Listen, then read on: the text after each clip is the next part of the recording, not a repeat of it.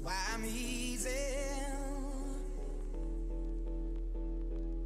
I'm easy like Sunday morning. Hello everyone and welcome to a new video here on One Team Inertia. In fact, the final video before the start of the new season, the long awaited start of the season. It's going to be absolutely fantastic and hopefully you're all as excited as I am about the game tomorrow against Hibs. No matter what the score, it's going to be a fantastic occasion, and just to get football back is fantastic. So obviously we like a result, but football's back, that's the main thing, and we've had a good summer with lots of good signings and pretty optimistic heading into the new season. But today I'm just going to be talking about what our best starting 11 is at this current point. Obviously there might still be some more signings to come in. We just had Aaron Shabola come in literally a couple of hours ago, so plenty of signings still to come in the summer hopefully. But as it stands, we've got a really solid squad. A couple of places where there's maybe one or two positions up for grabs, but generally I think we're pretty settled and good to go for the season ahead. So without further ado, the goalkeeper position, obviously one area that we've waited quite late to strengthen. Danny Rogers, former Aberdeen St Mirren goalie, has been in quite a long time now. He's played 3 friendly games and has obviously impressed because he's signed a deal. So you'd think that he would be the first choice goalkeeper. Obviously there was talk about Backman and him coming back, but with Watford being relegated, it looks like he might get a bit more of a shout next season in the Championship, and so it wasn't to be, unfortunately, but it would have been good if he was able to come back. But Danny Rogers, it didn't work out for him at Aberdeen. He never quite got the game time that he wanted to. He went out on loan quite a lot, and he had a number of good goalkeepers ahead of him kept coming into the Aberdeen side, Joe Lewis and people like that. So he's not had the chances, but I think he can do really well for us this season, and pretty happy with that as our first choice goalkeeper. And then we had the young lad in from Sheffield United in as well in the past couple of days. So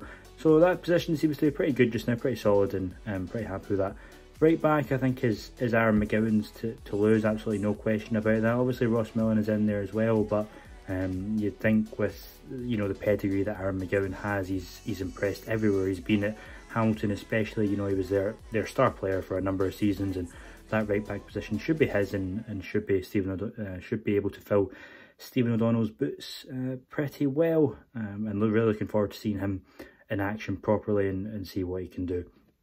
Centre back should be Finlay and Broadfoot, absolutely no doubts about that. Obviously we have the new young guys, Zeno Rossi, coming in. He'll be a good backup, I think, for those two, but Finlay and Broadfoot should have that nailed down. Broadfoot, it can be hot and cold, but at the end of the day this was the pairing that got us into the Europa League for what little time we had of it. So can't be that bad, and they should form a pretty solid defensive partnership again this season.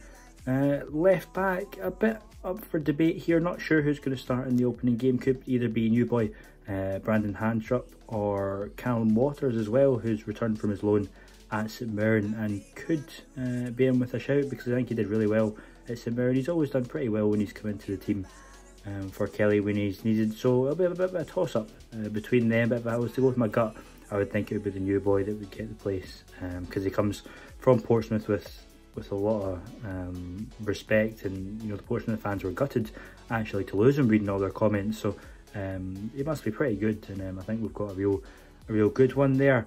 So that's the defence. In midfield, Dicker and Power in the middle. Don't really think there's any debate about that. Obviously we have got really good backup now. El McCreary's still there, the sort of forgotten man. Didn't really play a lot towards the end of last season, but he's still there. And Shabola as well, that we just brought in today. Absolutely fantastic to get him back.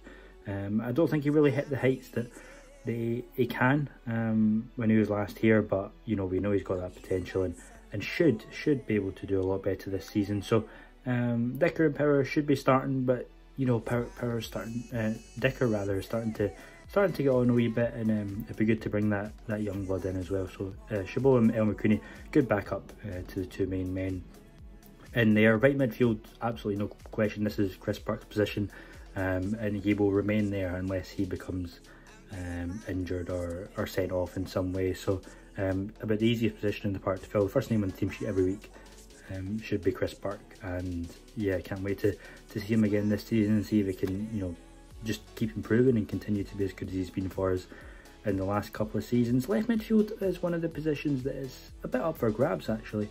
You've got Mackenzie, has played over there a couple of times, Kilty as well, and the new boy Mitch Pinnock could also be in there. So I think that's a position that we could see a bit of chopping and changing over the course of the season, depending on who's in form and who's not.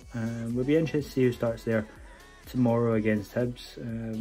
That'll be interesting to see, but I think that is one of the positions that is more up for grabs in the team than anywhere else. And you know, it'd be good to get someone solid, someone settled in that position. But you know, if we can keep chopping and changing that position, then it keeps everyone on their toes, and there's nothing wrong with that.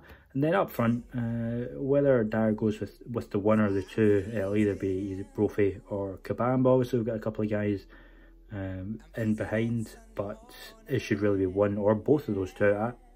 My preference is both of them, with low and large to play off each other. I think when they played together at times last year, they looked really good, and they worked really well together. So one of Brophy or Kabamba up there would be preferable. So maybe a 4-4-2, one playing just off the other. But anyway, as I say, a pretty strong team to start the season, which is not something that we've really done in the past couple of years. We've always left the business quite late in the transfer window. We've got everything done and dusted, and I think that's really shown, you know, James Fowler's influence in there. The fact that we've actually got a director of football who's, you know, one of his only sole jobs is to get the transfers in and get the people in that we need to. So looking really strong for the Hibs game, and a prediction from me, I think it's going to be tight, you know, for a first time playing for the players in 4 months competitively without the fans. So maybe a draw, 0-0 or 1-0, or someone will just sneak it anyway. But games at Easter Road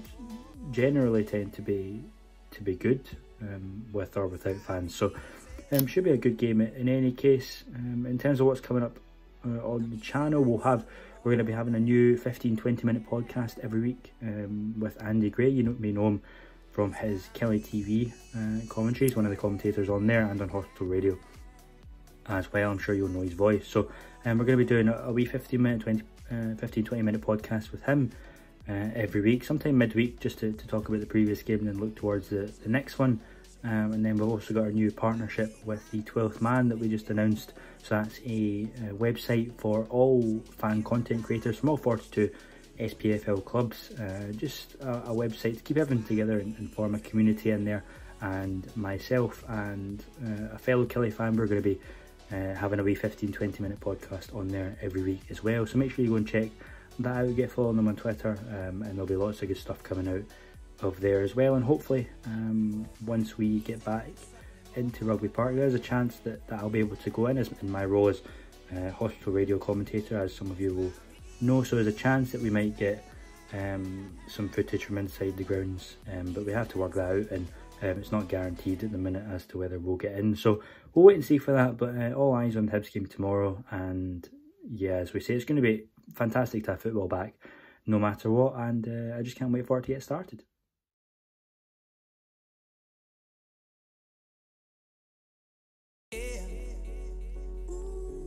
That's why I'm here.